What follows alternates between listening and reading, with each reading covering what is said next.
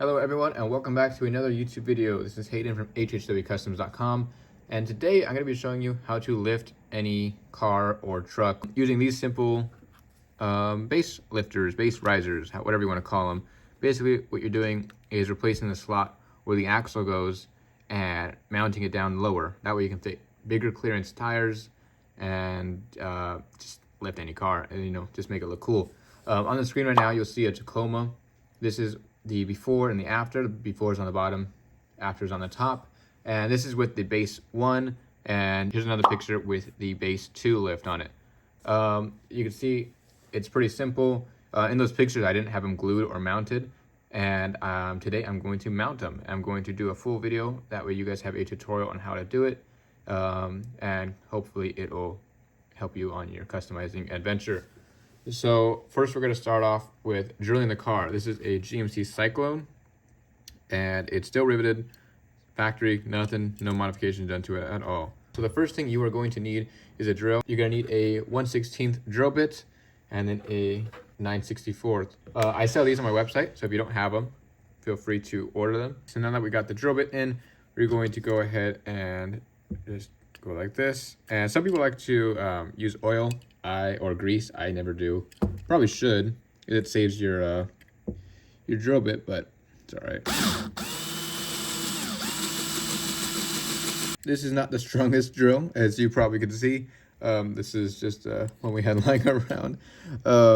But you want to make sure you don't go too far to go through the hood. And in other cases where the truck has an open bed, like the 83 Silverado or even a Tacoma, in the rear, you want to just go a little bit. Some drills, you can actually put the drill bit a lot further down and you can set it to where you want it to drill. But I do not have the luxury with this one. This is a long drill bit, so I just have to be mindful, because if I don't, you can see it's going to reach just about the top and it's going to be real fragile on top, so we're not going to do that. All right, I think I drilled far enough down there. Let's clean the drill bit before it melts. Yeah, that looks about fine. Again, also, you shouldn't be drilling into your hand. There is other better ways to do it. This is just what I'm comfortable with, and I'm okay if I go ahead and drill through my fingers. It's just more comfortable for me, and I don't want to have to deal with it. So now we're gonna go ahead and move on to this 9/64, and all this is gonna do is you're gonna barely go down, and you just want to pop out this outer ring, because although we drill the pilot hole, it is not gonna remove it no matter how much we try. So we're just gonna cut off a little bit here.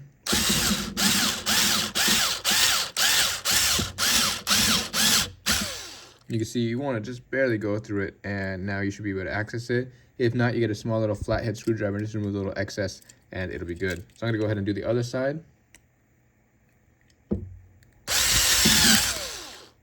And that one came off much cleaner. You can see there's no excess anything compared to that one.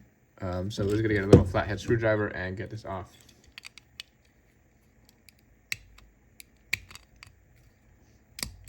Okay, now that that is off, with the drill aside, we are not going to need that anymore, and you're still going to need a flathead screwdriver, so keep that handy.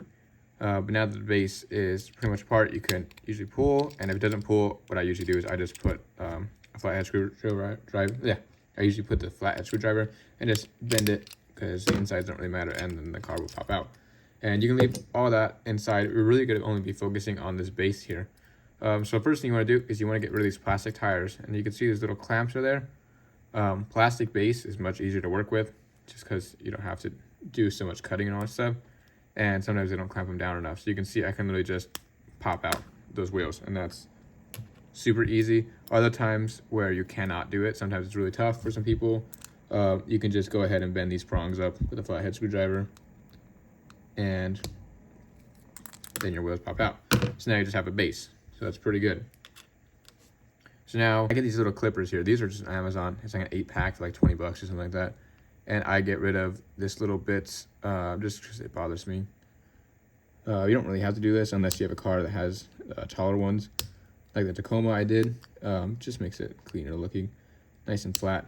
Just remove the little tabs, and there you go. And then what you're gonna want to do next is actually sand this down, not like crazy, but just enough so it's relatively smooth. So I just got my Dremel here with just a sanding bit. This is a universal one. It's all right. We're not doing anything crazy, so we're not gonna need something good.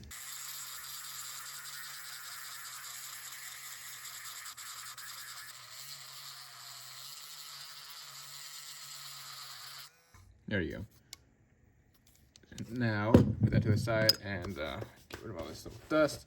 If you want to wear a mask, you can. I figure it's just a little bit of plastic for a couple seconds. It's not going to do too much harm unless you're doing this constantly all day long, in which case you probably should start wearing a mask. But I'm not going to tell you what to do, right? So this is the fun part. I usually use Loctite glue. That's just my preferred way. It's quick, it dries quick, it's extremely strong, and it's fairly cheap, a couple bucks. And you can see that this is where the axles are going to go through. It's going to go through these holes right there. You can see it go straight through. And you glue it just like this.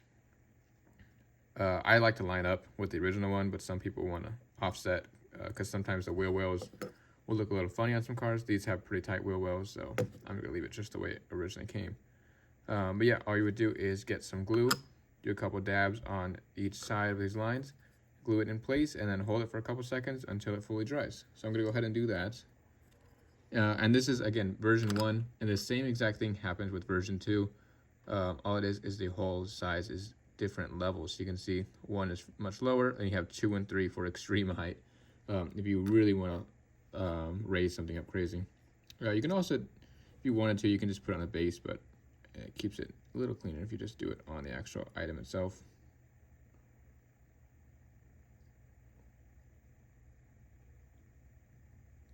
Okay, so I got a little going down there. Go ahead and lay that there.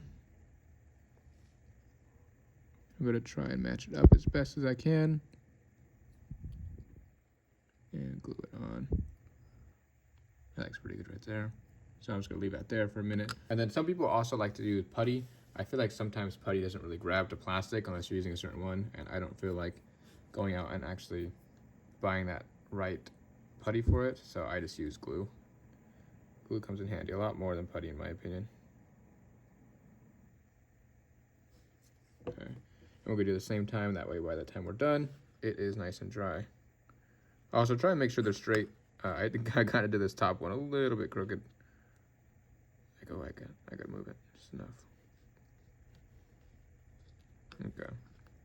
Okay, and we're gonna wait a couple minutes for this to dry, and then while in the meantime, I'll put this to the side. We'll go ahead and get our wheels ready. So the wheels I'm gonna be putting on this is some silver. It's gonna match the little stripe on the bottom, the two-tone. So these came off a premium, and I actually did it the other day, and I just bent it back already. But you want to just get some pliers. These are really rusty, but they do the job.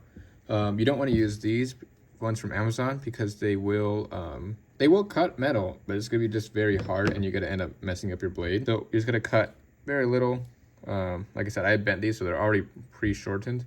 But if you're on the button head side, you want to just get as close to the button head as possible. So we're gonna go ahead and do the same thing with the other set. And there we go. And so now your wheels are all free.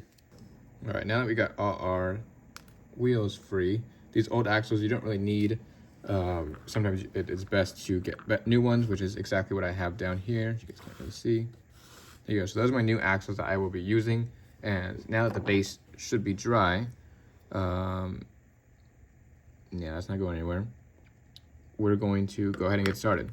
So the way these axles work is this shaft is actually hollow. You can see straight through it. And it comes with these little pins. These little pins are button head just the same, and they will hold in your wheel.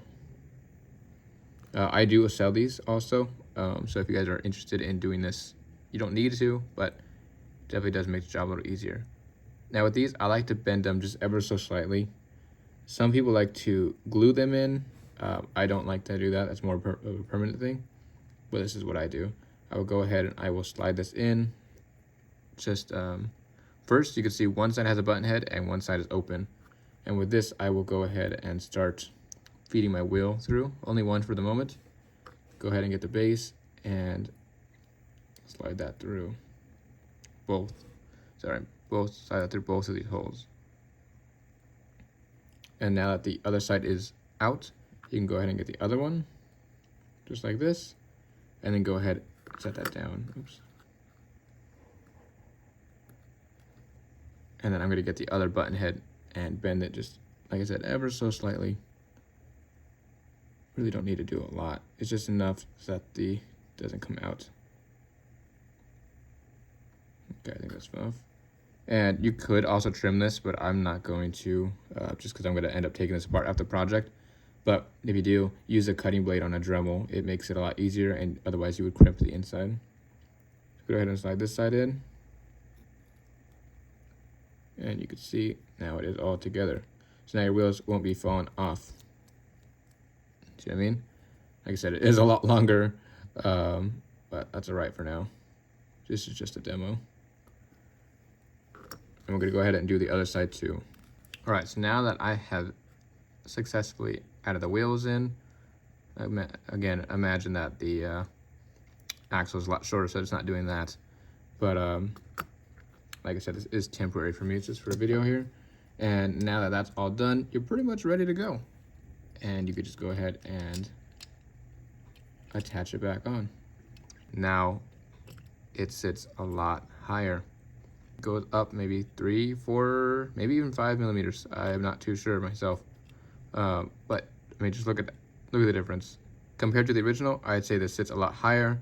I hope you guys have followed along. If not, just use this as a reference video while you're actually building your own, and work as a guide. You guys can also go ahead and get both of these base lifters on my website at hhwcustoms.com, as well as the axles that I used. I do sell them in a 5-pack, so I think I have like $5 or something like that.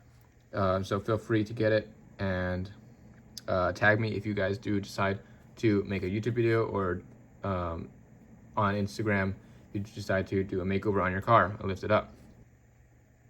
But yeah, thank you guys so much for watching the video. I hope you guys really liked it. If you guys want to see more tutorials like this using some of my 3D parts, please let me know, and I'll go ahead and start doing some different stuff. If you have any suggestions for 3D parts that you want to see be made, please feel free to comment them or send me an email, and I will get on it. But thank you guys so much for watching. I hope you guys have a good day, and I'll talk to you guys later.